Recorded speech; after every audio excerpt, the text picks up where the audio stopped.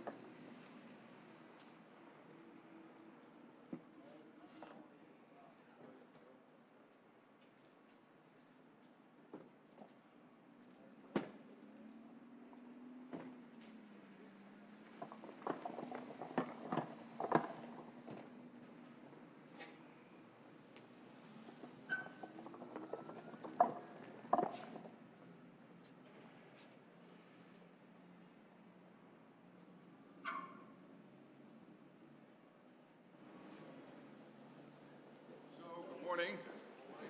This is an early start of the day. Good to see you all. And this will be an important meeting because it is the last big meeting we will have before the Ankara summit. So we will discuss, obviously, the Ankara summit, which will be all about delivering. Delivering on the spending, delivering on the industry, delivering on the support for Ukraine. When it comes to spending, what we are seeing is staggering amounts of money coming in.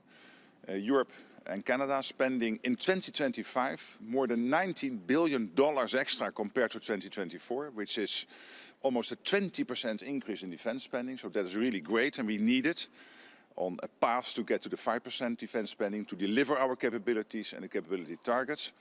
When it comes to industry, we see contracts emerging all over the place, but we need to do more, both in the US and in Europe, to make sure that we have the defense industrial output we need, and we need to keep Ukraine strong. Strong in the fight, this will be a key issue today. This is all about a NATO 3.0, a stronger Europe in a stronger NATO. This is what we are building.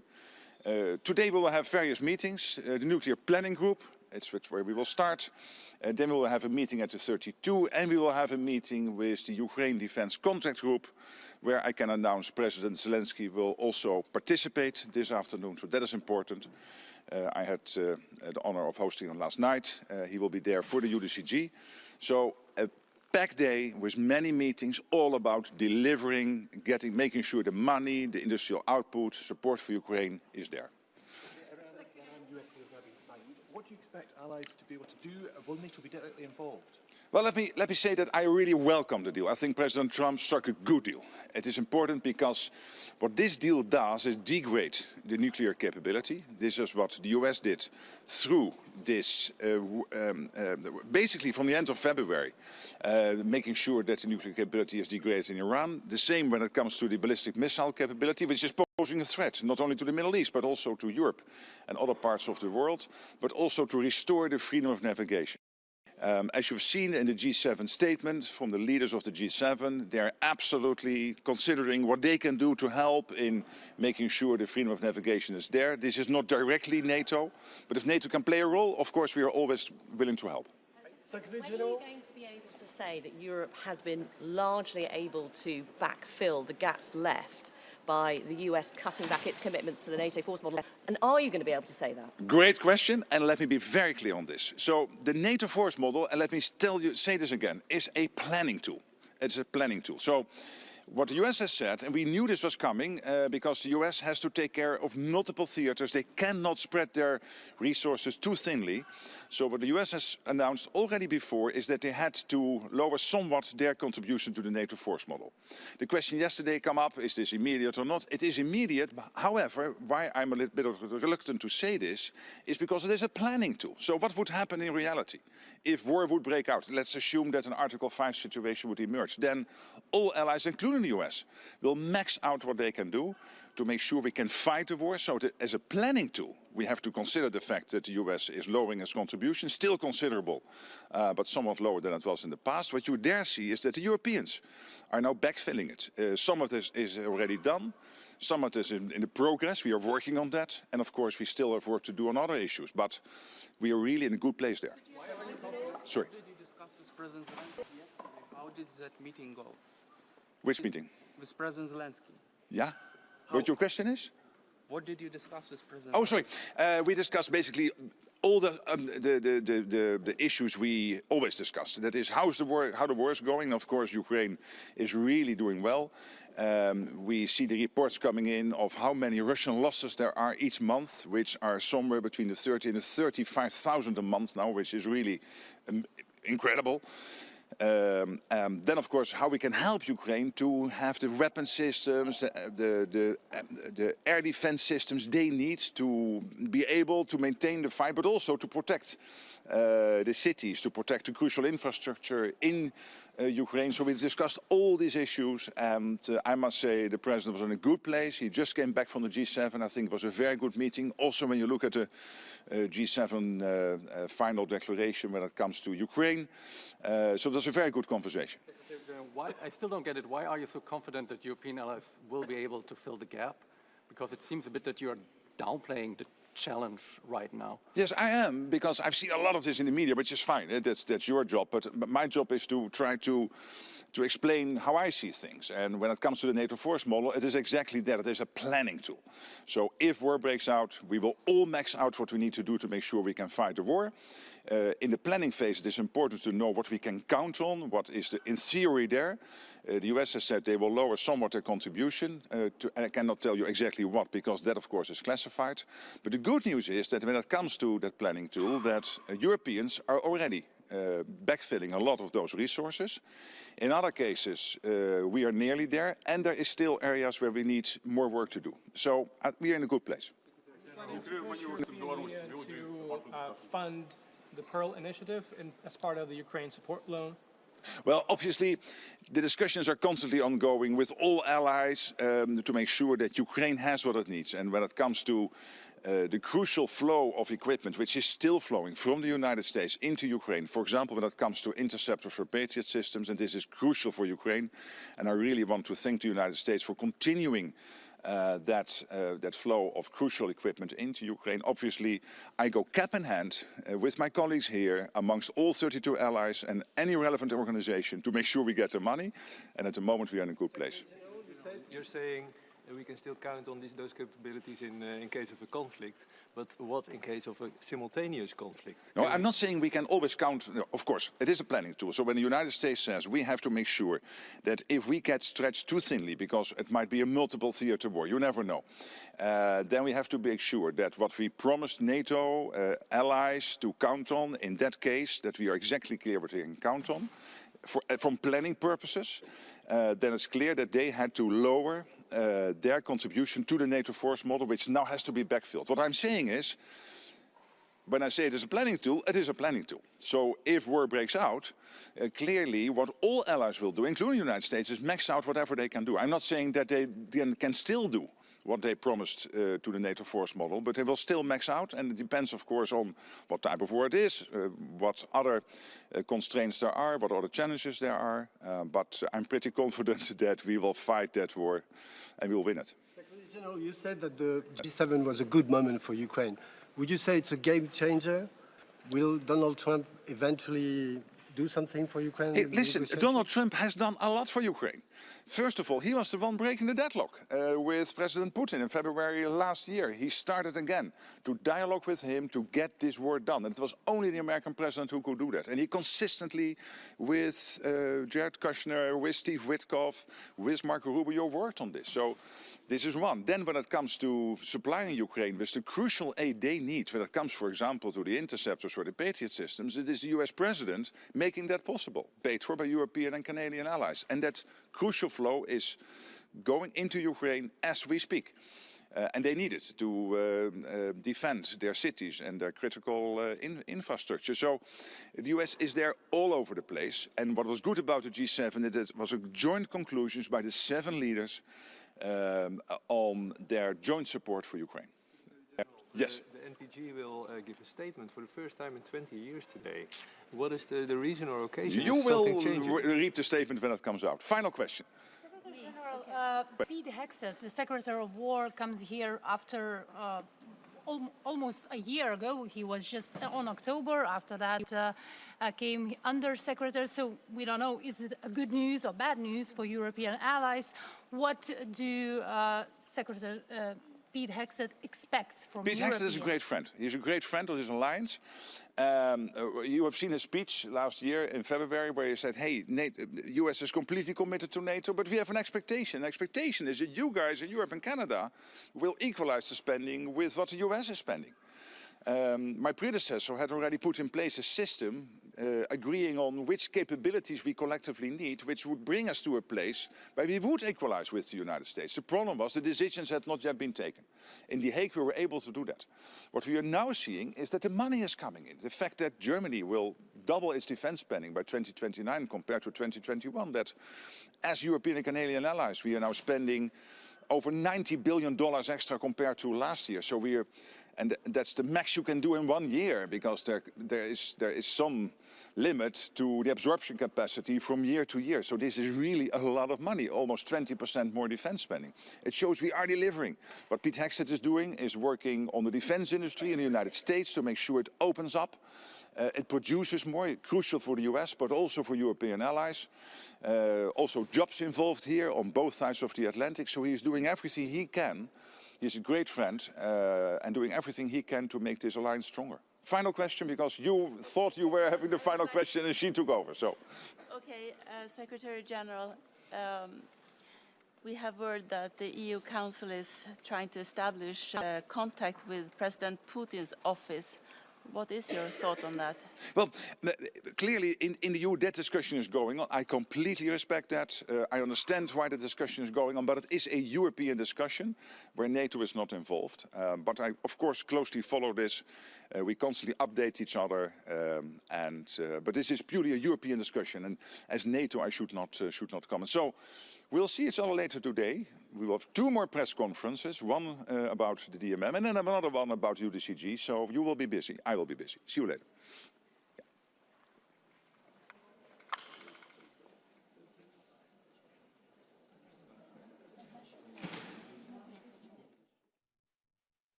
So good morning. It's a preparation meeting for Ankara, as we know, but not only.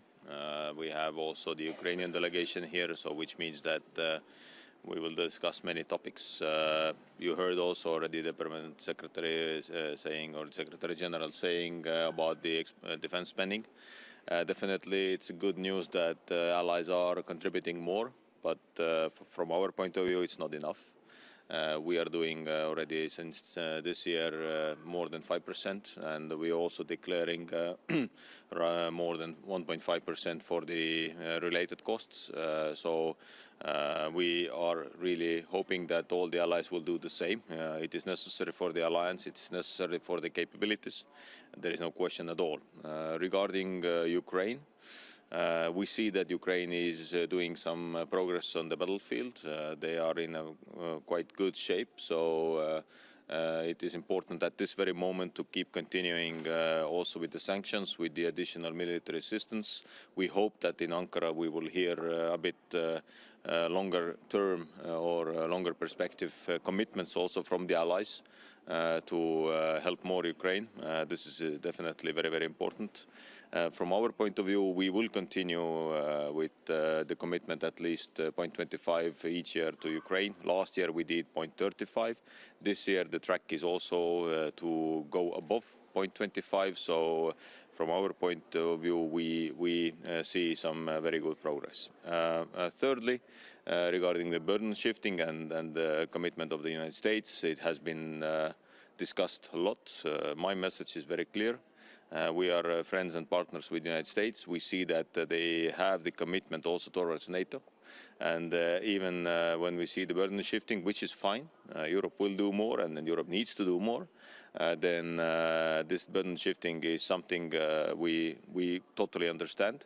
And we don't need to also be maybe so worried about the American commitment, because when we take, for instance, the air assets, then to fly here to Europe, it's 5-6 hours. And where the assets are specifically located, it's maybe not even so important. So let's see how the day ends, but it seems that we have some good news, but that doesn't mean that we don't need to do more. Yes, we all need to do more. You said that U.S. commitment is not that important.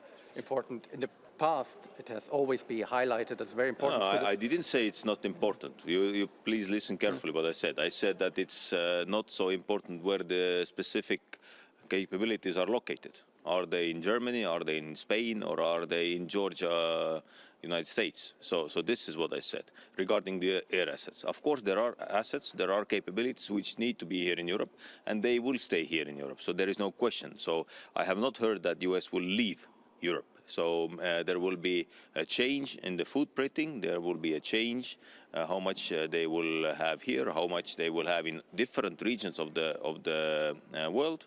But that doesn't mean that US has somehow withdrawn from NATO or that they will change their commitments to NATO. No, this is still there. The regional plans are as they are. So that means that each country has to do maximum to that these plans are also executable.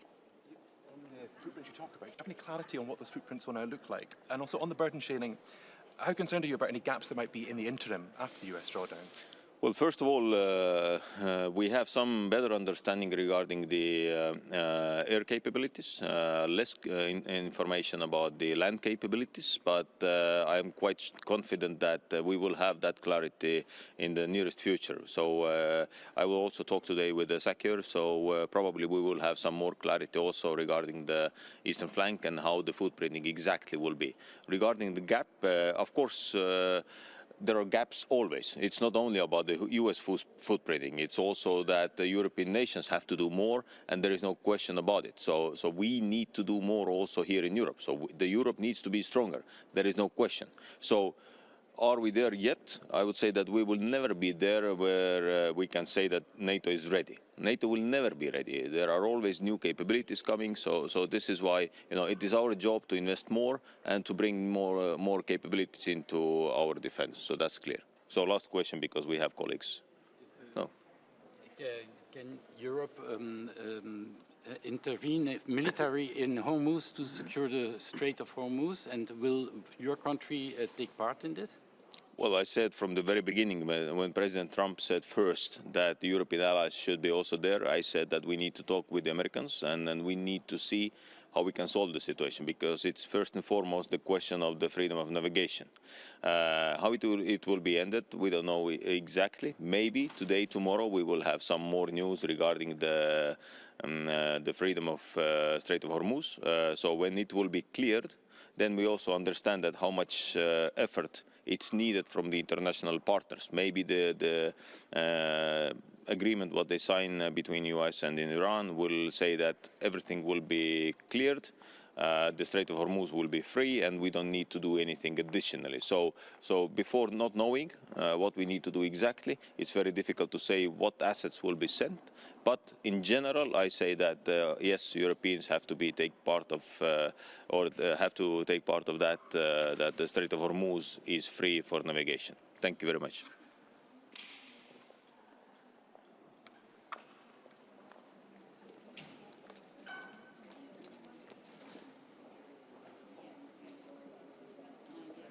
Good morning, all. Bonjour tout le monde. It's a great honor to be back here at NATO at the ministerial meeting. Canada is particularly pleased to be here for the first time after meeting its 2% GDP target, actually over 2%, and we're well on track for our 3.5% target, putting together the plans necessary to meet that target and, of course, the 5% target by 2035. It's an important moment for Canada. We remain without any equivocation dedicated to NATO and its future. The alliance is strong, it's growing, it's important. And of course, we're pleased to see the continuing momentum here with respect to our support as a whole at NATO for Ukraine. It's a very important moment for us. This is a very important moment for that particular war. But to make no doubt about it, Canada remains unwavering with respect to its commitment to Ukraine and the war there. And then finally, we were pleased to see the beginnings of outcome with respect to the Middle Eastern conflict. Canada remains available to be of assistance with the multinational maritime mission. We've been actively involved with that mission now with those folks led by the Brits and by the French to be able to prepare a proper response. So it's good to be here. It's an important moment. NATO is strong. The alliance is strong. We remain very much committed to it. Thank you very much. Merci. Does the have a role in the deal now that the US and Iran have signed it? I know you mentioned that Canada will be willing to contribute, but should NATO have some kind of role collectively? That'll be up to the partners that are in the middle of negotiating this. The multinational effort is over 40 countries, so we'll see how that comes to ground. We're actually collating what we have between all of our countries, putting it together to make sure we have the right approach. That will also depend on what happens on Friday, tomorrow in Geneva. Thank you. Has there been a new surge of support for Ukraine since the G7, since Trump and Zelensky have been together? Have you seen any evidence that... It would seem that way from a Canadian perspective. Nothing's changed. We remain unwavering in our support for Ukraine. Spoke to the Minister of Defense just this week. We'll see him again here at the UDCG. Things are coming together. It's an important moment. It's an illegal and unfortunate war, and it's got to stop. Thank you very much. What do you think about Ukrainians' depot strike? I'm sorry? What do you think about Ukrainians' depot strike? to Russia. Ukrainian cyber strikes? Deep strike. Deep They're strikes? striking oil depots. Yeah. I'm not really in a position to comment on the merits of the prosecution of the war by the Ukrainian military, but we remain committed to seeing this brought to a productive end. It's time now to start talking about ending this war. Too many people are dying. Thank you.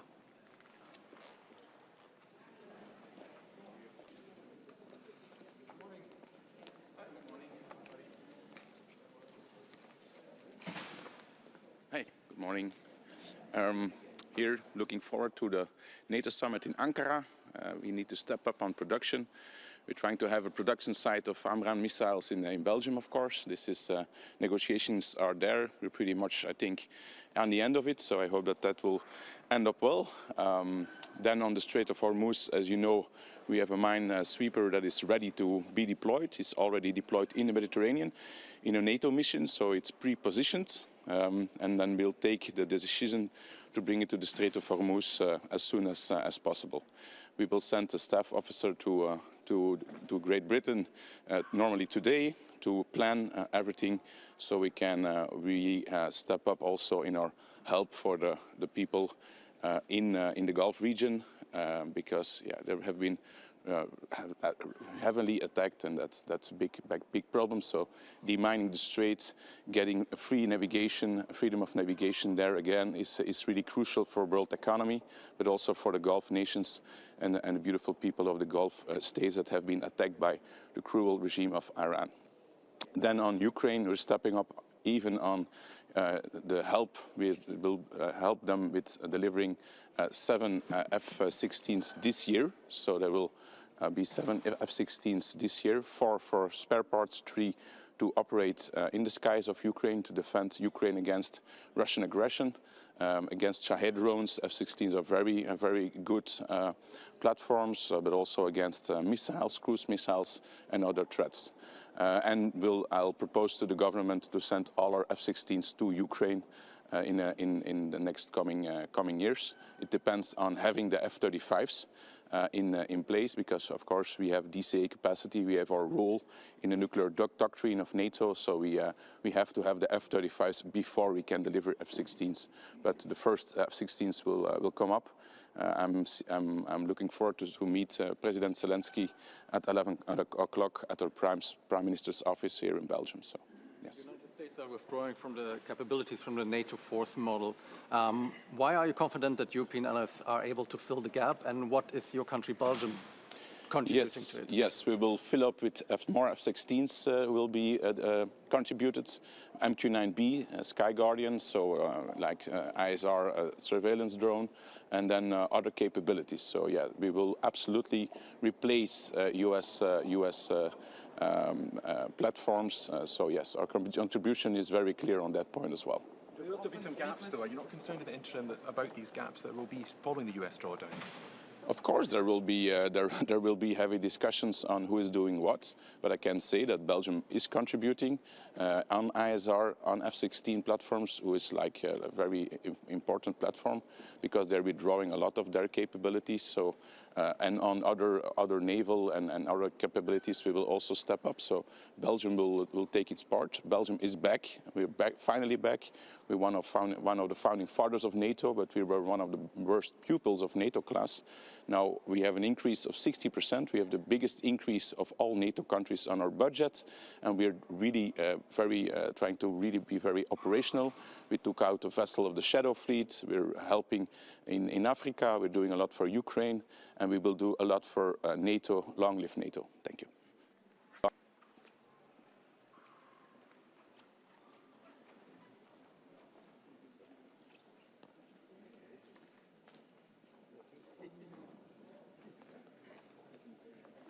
It's an honour and a privilege to be here at NATO's headquarters as the new UK Defence Secretary. It was a huge honour to be appointed by the Prime Minister last week. I've already had the opportunity to meet many members of our armed forces and those civilian personnel that support our armed forces. It is inspiring to be back serving alongside them again, and I very much look forward to working closely with them in the future. It's very clear to me as the new Defence Secretary for the United Kingdom that this is a moment of challenge.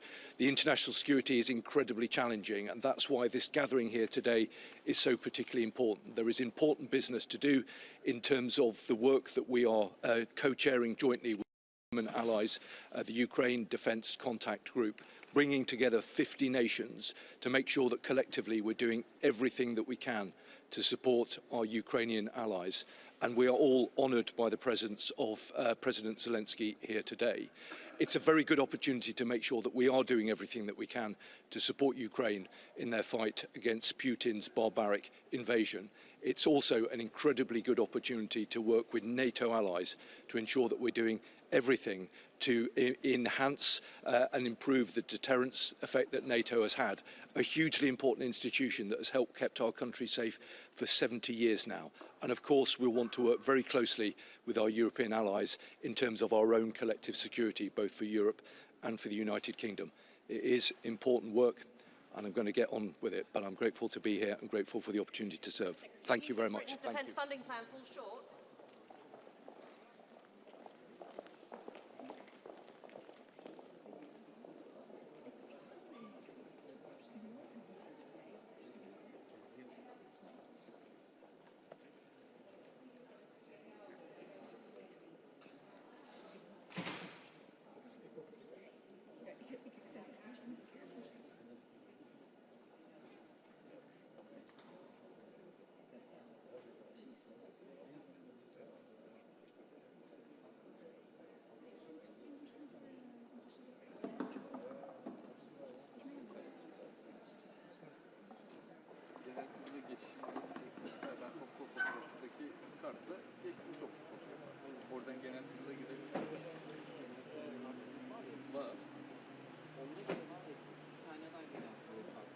Tamam.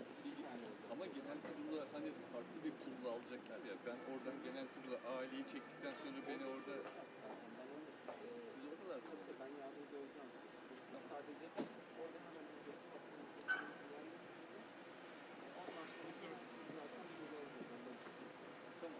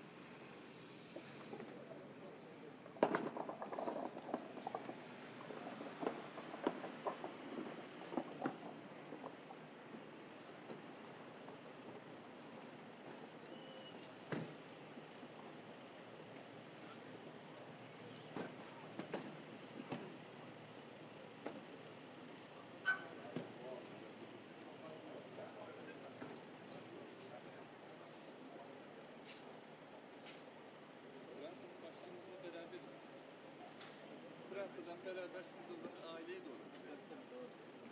Aile gelin mi? 10. kez sorarak diyorum.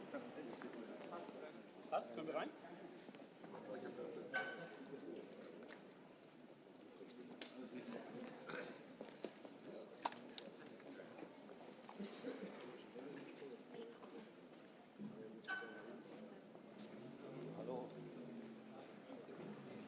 Ja, guten Morgen, meine sehr geehrten Damen und Herren. Schön, Sie alle wiederzusehen hier im NATO-Hauptquartier zum NATO-Verteidigungsministertreffen.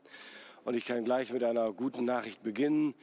Während wir hier sprechen, fährt unser Minenjagdboot Fulda und der Tender Mosel durch den Suezkanal Richtung Rotes Meer. Die Einheiten werden vorstationiert für eine mögliche Mission in der Straße von Hormuz.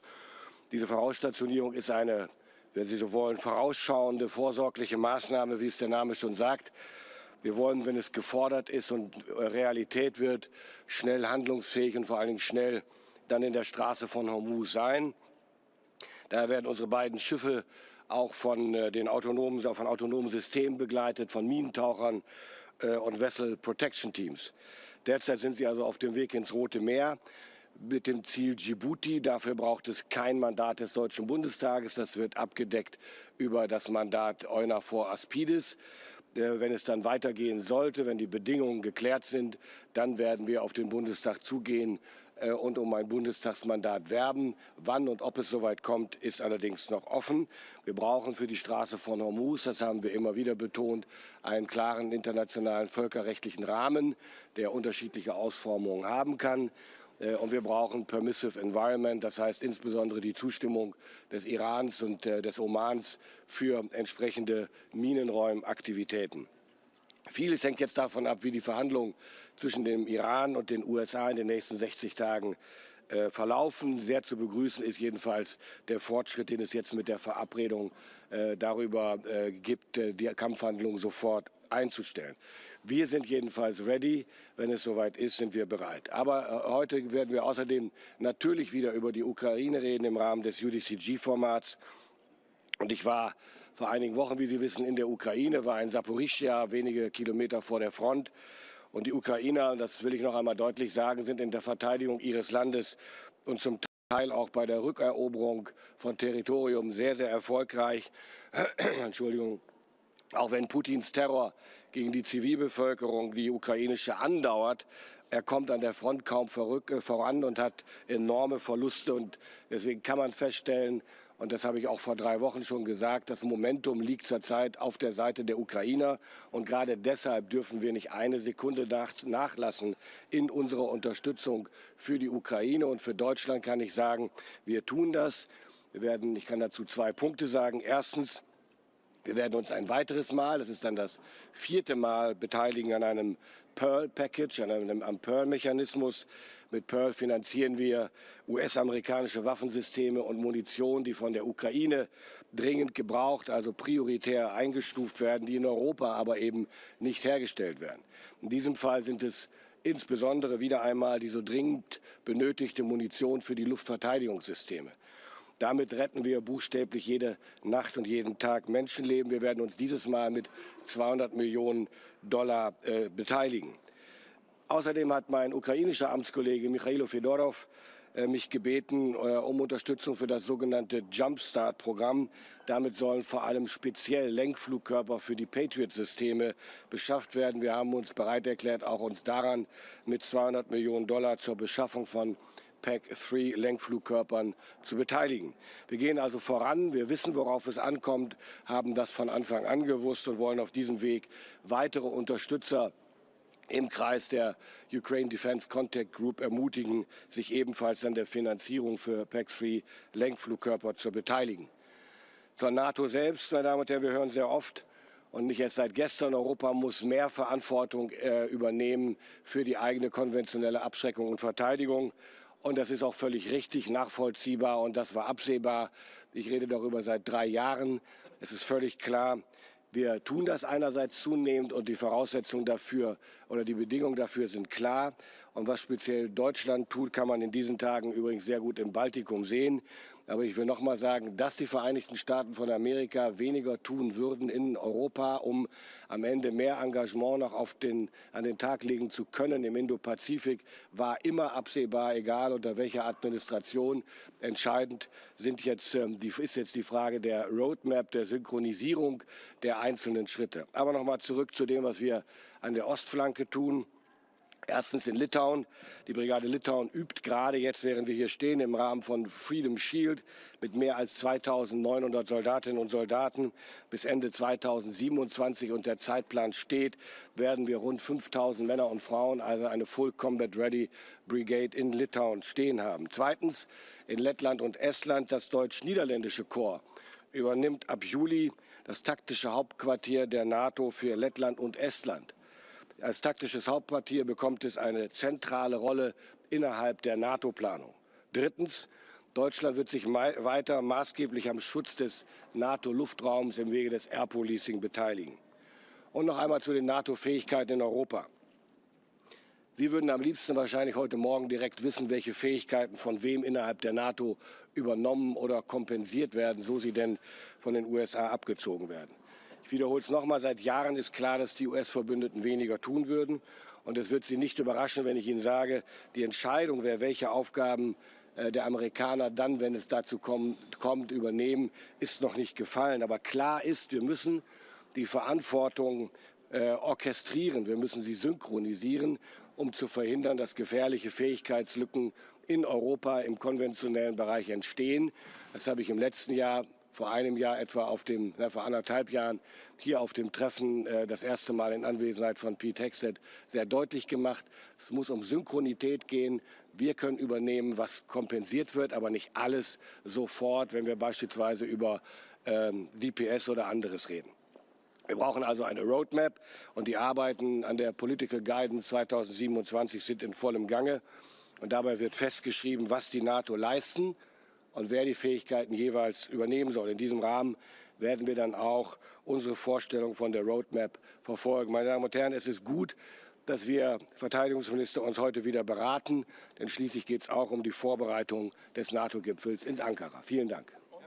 Sie haben erklärt, was die Europäer tun müssen und was Deutschland beiträgt, um die amerikanischen Lücken zu füllen. Warum sind Sie so zuversichtlich, dass das auch rechtzeitig klappen wird? Naja, es kann nur dann klappen, das ist ja mehrfach von mir gesagt worden, wenn klar ist, dass wir das synchron machen. Es ist schwierig und gefährlich für die Sicherheit des NATO-Gebiets in Europa, wenn Fähigkeiten abgezogen werden, sehr schnell, ohne dass klar ist, wann sie kompensiert werden können. Viele Fähigkeiten können wir sehr schnell entweder kompensieren oder mitigieren, andere eben nicht. Wenn wir über Deep Strike, Deep Precision Strike oder anderes reden, da brauchen wir entweder Überbrückung oder eben Zeit, bis sie abgezogen werden. Darüber wird zu verhandeln sein mit unseren amerikanischen Partnern. Aber im Großen und Ganzen werden wir vieles kompensieren können. Aber wir brauchen etwas mehr Zeit. Und das ist die klare Botschaft. Do you know what the US footprint will look like now? Bitte? Do you have clarity on what the US footprint will look like now going forward? I didn't understand you. The US footprint, with this drawdown, do you have clarity now on how it will look? I don't understand it. The US footprint in Europe, do you have clarity in how it will look? No, not yet. We are talking about that later. Wird des Luftwaffenchefs, der vor einer Woche gesagt habe, dass Kaliningrad und St. Petersburg sind potenzielle Ziele der Luftwaffe, im Fall des Krieges natürlich. Wessen Luftwaffe?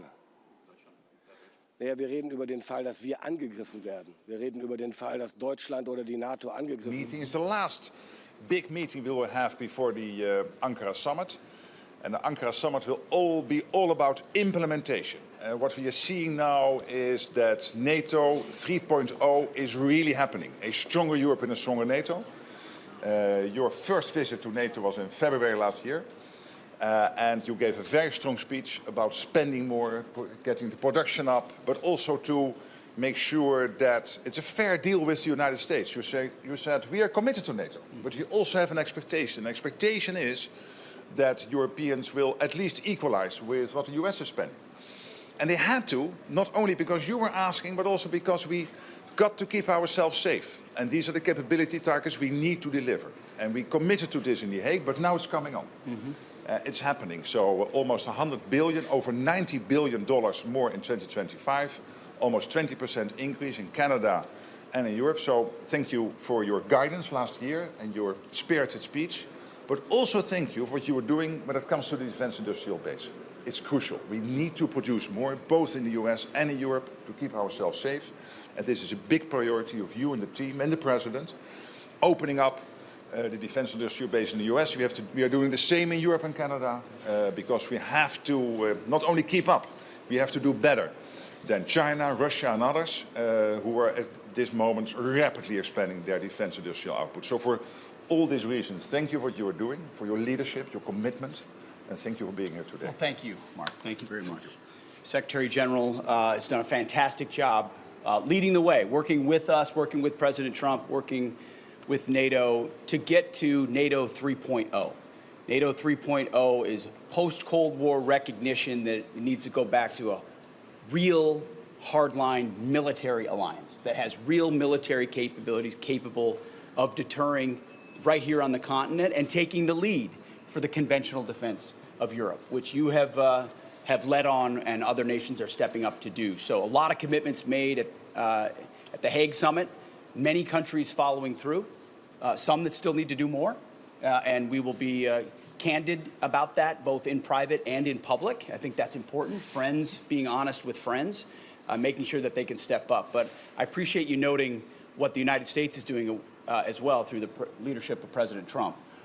This is not just something we're saying, it's something we're doing through the way we act as well.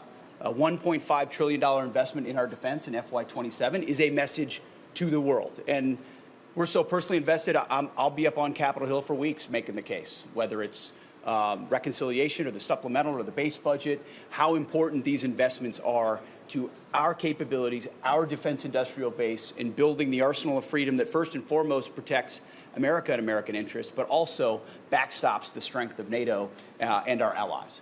So it all fits together and all sends the right message to the world that we understand the threats of this moment and that we can't just talk about them. We have to be willing to stand up and do something in a strong way about it. And so that'll be my message to privately and publicly today. We appreciate you having us and look forward to Ankara and the great things that President Trump and the other leaders will be able to do for NATO going forward. You got it. Thank you. Thank you. Appreciate it. Thank you. Thank you.